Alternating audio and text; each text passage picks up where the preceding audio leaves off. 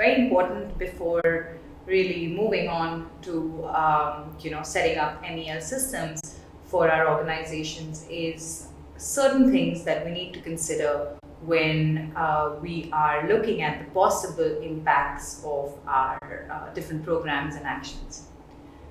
So let's begin with the idea that change is constant.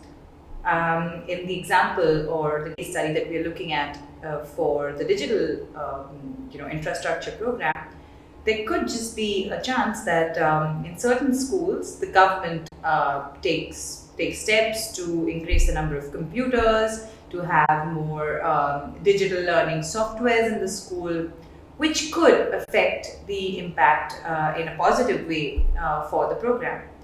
There could also be a change, like now what we're dealing with is COVID-19, where children are not coming to schools, but there is still a need for teachers to have a good understanding of undertaking classrooms through digital modes. So we need to recognize that change is constant, and while our programs are leading to some kind of change, there could be other elements that are also leading to a lot of changes within the impacts that we're expecting.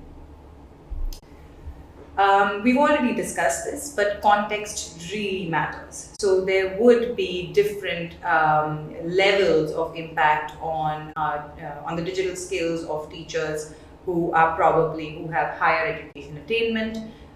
We've also seen that schools where which had electricity or which had more enthusiastic principals did better, because there is always diversity within the most similar type of communities that we operate within. Very crucial and discussion in establishing impact is causality of actions.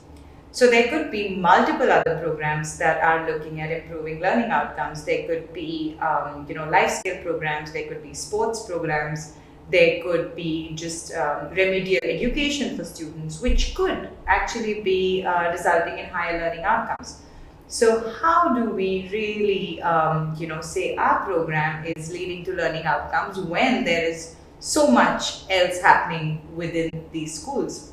So M&E would also help us to identify the different factors, stakeholders operating in this system, and try and establish the extent of impact our interventions have created. Important to recognize is a lot of times value depreciates. So you might set up a computer in year one, and the tools or the methods you have kind of been worked with all the students, or teachers need regular refresher training because what you've taught them in year one might not just stay with them or becomes difficult to implement over time. So it's important to recognize that something we do might have lower value while we go into time.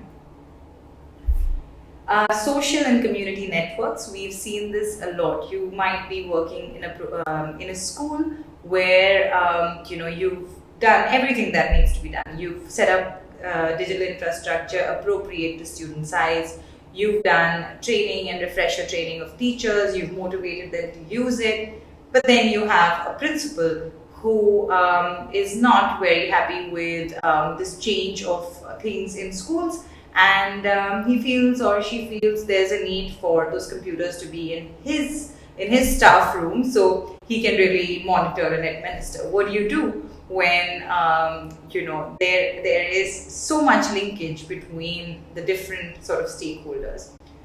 Also, like I mentioned before, there could just be another program or another NGO which is operating in a similar environment, trying to work for learning outcomes, and they are ensuring that teachers spend more time talking to students and not really on computers. So what do you do when there are so many different efforts being undertaken in in your in your ecosystem, in your geography where you're trying to bring about some sort of change.